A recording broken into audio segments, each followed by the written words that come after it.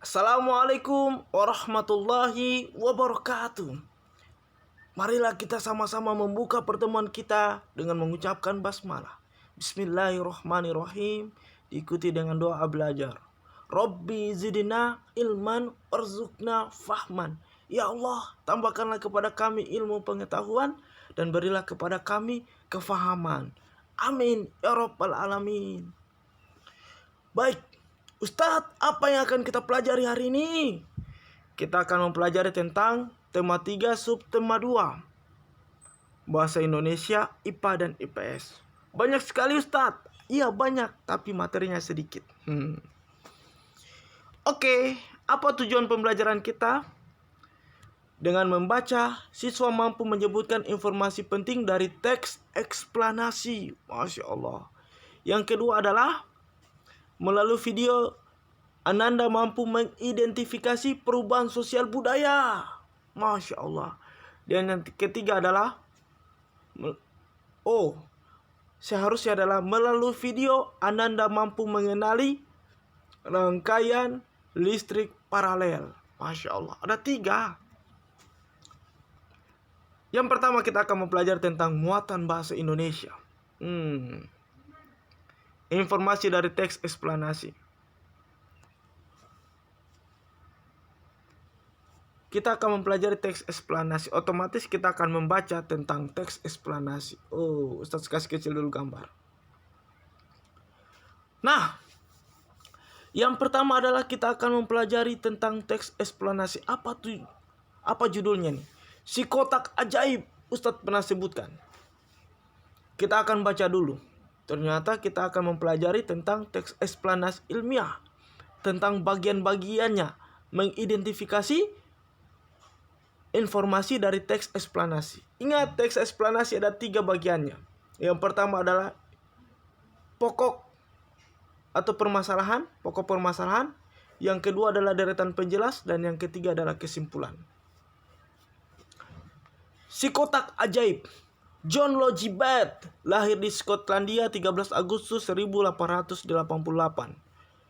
Ia adalah penemu yang pada kesempatan itu untuk pertama kali menunjukkan bahwa gambar hidup dapat ditransmisikan. Gambar hidup dapat ditransmisikan melalui pesawat yang sekarang dikenal sebagai televisi.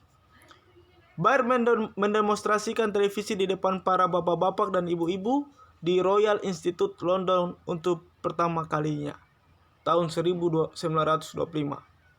Seiring dengan perkembangan teknologi, lalu televisi kemudian terus berkembang hingga menjadi semakin canggih seperti saat ini.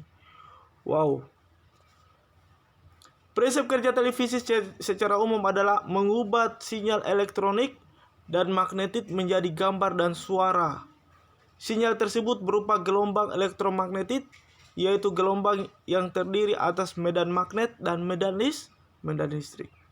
Gelombang elektromagnetik dapat merambat, dipantulkan, dan dibiaskan tanpa media perantara. Gambar yang kita lihat di layar televisi adalah hasil produksi dari sebuah kamera. Pada awalnya, objek gambar yang ditangkap kamera akan diubah menjadi sinyal gelombang elektromagnetik. Sinyal tersebut akan ditransmisikan oleh pemancar ke pesawat penerima pada televisi. Pesawat televisi akan mengubah sinyal yang diterima menjadi objek gambar yang utuh sesuai dengan objek yang ditransmisikan dalam bentuk hitam putih atau berwarna. Masya Allah. Rumit Ustaz. Rumit kalau kita baca keseluruhan. Bagaimana kalau kita pilah-pilah? Terakhir adalah televisi adalah sebuah media telekomunikasi yang berfungsi sebagai penerima siaran gambar bergerak beserta suara. Itu adalah kesimpulan. Nah, Ustadz, dari penjelasan Ustadz yang panjang ini, bagaimana caranya kita pilah-pilah sehingga lebih sederhana? Oke, kita akan menggali informasinya. Pertama, ingat bagian dari teks eksplanasi cuma 3. Yang pertama adalah topik permasalahan,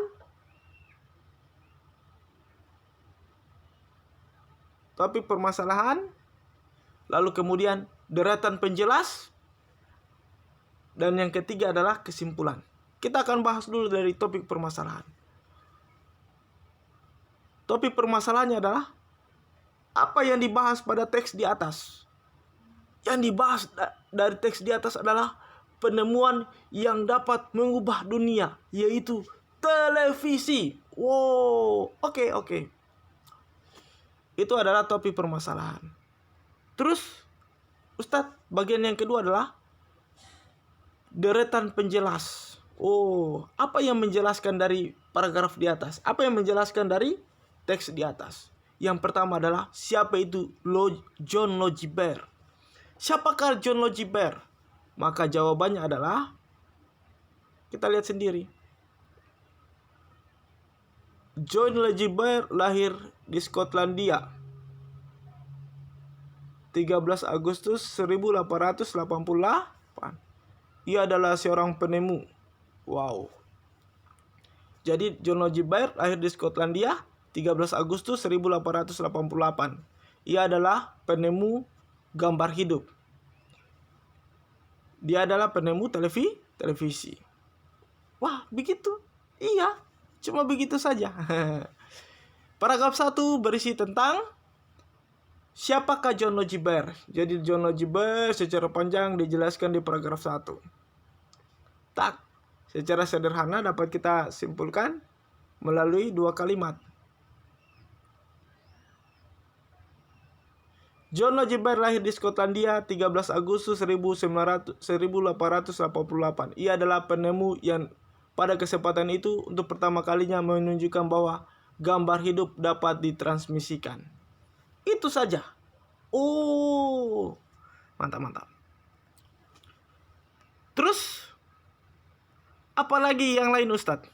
Ya, ingat, teks eksplanasi yang paling banyak adalah tentang deretan penjelas. Maka paragraf 3 masih juga tentang deretan penjelas. Bagaimana Baird menemukan televisi?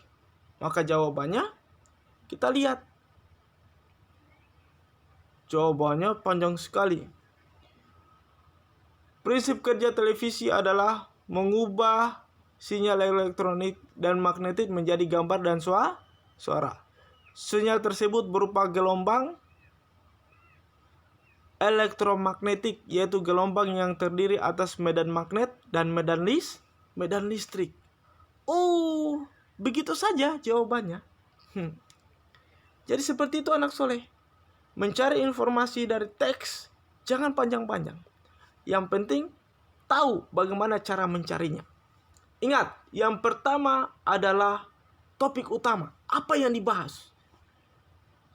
Pertanyaan kedua adalah siapakah sebagai pelaku? Pertanyaan ketiga, bagaimana bisa ditemukan? Oke? Gampang kan? Jadi kita sudah tahu bahwa paragraf 1 topik permasalahan tentang penemuan yang dapat merubah dunia, yaitu si kotak ajaib yang dikatakan sebagai televisi. Siapa itu John Logibert? Tadi kita sudah bahas. Lalu kemudian paragraf 3 deretan penjelas bagaimana Baird menemukan televisi. Ada juga tadi kemudian Ustadz sudah lingkari. Pertanyaan selanjutnya adalah kesimpulan dan pesan pendapat pribadi penulis. Apa yang dapat kamu simpulkan? Apa yang dapat kamu simpulkan? Kita lihat lagi. Ternyata yang dapat kita simpulkan adalah, jadi, ini televisi adalah sebuah media elektrokomunikasi yang berfungsi sebagai penerima siaran gambar bergerak beserta suara. Begitu saja. Mencari informasi, mendapatkan informasi. Kalau kita tahu bagaimana cara memperolehnya, maka semuanya akan menjadi mudah. Oke anak soleh? Paham? Oke. Kita lanjut lagi. Selanjutnya Ustadz, tentunya televisi ini anakku yang soleh dan soleha, selain kita merasakan banyak sekali manfaatnya, ternyata ada juga eh, ada juga kerugiannya. Lantas kemudian kita bahas melalui diagram. Ada pengaruh positif. Pengaruh positif ini, ada pengaruh negatif. Mengapa sampai kemudian ada pengaruh positif, ada pengaruh negatif? Karena program di televisi. Beragam informasi dari televisi. Ada program-program nyanyi-nyanyi, ada program bercanda-bercanda, ada program mengerjain orang, dan banyak sekali. Nah, pengaruh positifnya adalah kita bisa mendapatkan informasi dengan cepat. Yang kedua adalah kita dapat dengan mudah mengenali ataupun dikenali oleh orang banyak. Banyak. Kita mudah terkenal. Pengaruh negatifnya anak soleh. Pengaruh negatifnya misalnya banyak tontonan yang kurang mendidik. Banyak kemudian tontonan yang mempertontonkan yang kita katakan sebagai pornografi, menunjukkan lekuk-lekuk tubuh dan lain sebagainya. Itu adalah salah satu dari pengaruh negatif. Di bidang pendidikan misalnya. Di bidang pendidikan kita bisa melihat bahwasanya hampir kita tidak menemukan program-program yang bersifat edukasi kepada masyarakat, karena lebih banyak diisi dengan hal-hal yang bersifat candaan-candaan dan mengerjai orang, misalnya seperti itu. Di bidang ilmu pengetahuan misalnya, salah satu dampak negatifnya misalnya kita hampir tidak menemukan stasiun televisi. Bahkan sekarang alhamdulillah kita sudah dapati misalnya TVRI yang menayangkan tentang pembelajaran kita. Tapi kebanyakan televisi tidak menayangkan program-program yang berisi ilmu pengetahuan yang dapat mendidik. Kebanyakan. Tetapi tidak semuanya anak soleh. Selain dampak negatif, dampak positifnya banyak. Misalnya, ternyata ada juga televisi swasta yang menayangkan tayangan pendidikan. Misalnya, contohnya seperti saya katakan tadi, TV edukasi misalnya, TVRI misalnya, dan lain sebagainya. Dan kalau seandainya kita selalu melihat televisi, maka kita lihat juga tayangan-tayangan yang bersifat mengisi ruhiyah, taujih, dan lain sebagainya. Ternyata ada sisi manfaatnya, ada sisi negatifnya.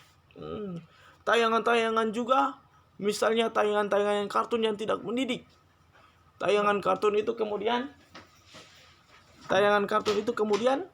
kita lihat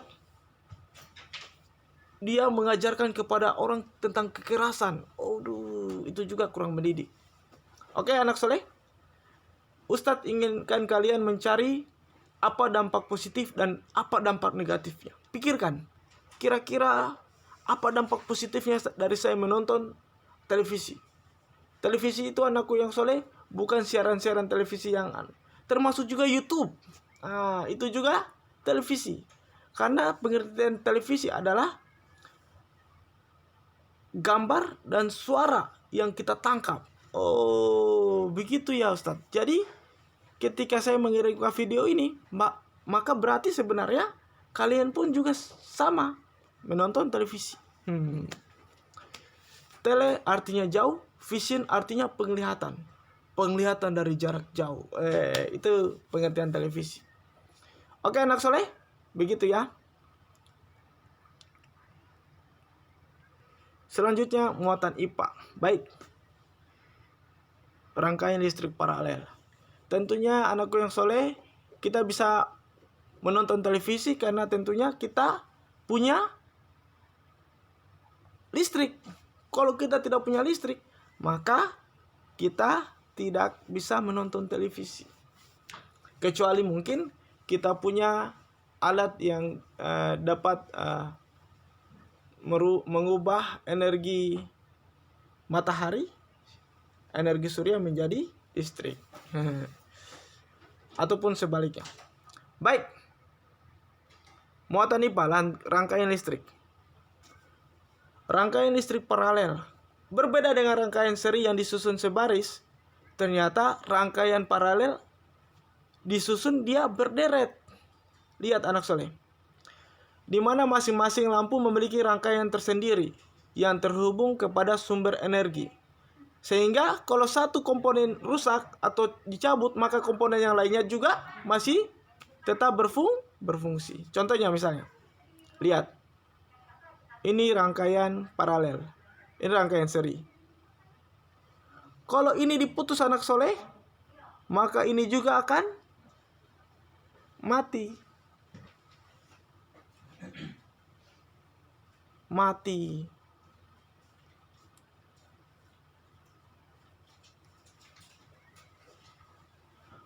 Sedangkan rangkaian paralel, ingat, dia punya rangkaian tersendiri. Ting, ini rangkaian 1, ini rangkaian 2. Jadi ketika ini mati, yang di atas masih hidup.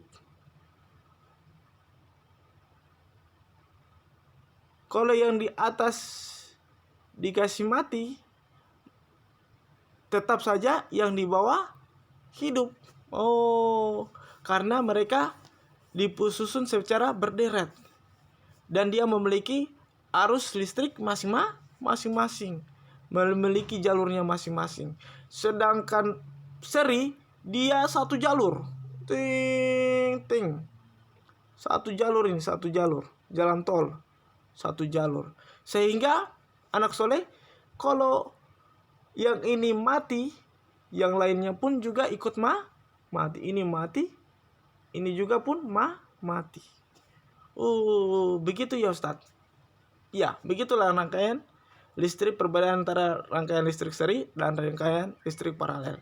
Dan di rumah anakku yang soleh dan soleha, kita pasti banyak menemukan tentang rangkaian listrik. Kira-kira bagaimana gambar dari rangkaian listrik paralel? Silakan cari di rumah dan Ustadz akan memberikan penugasan kepada kalian. Penugasannya adalah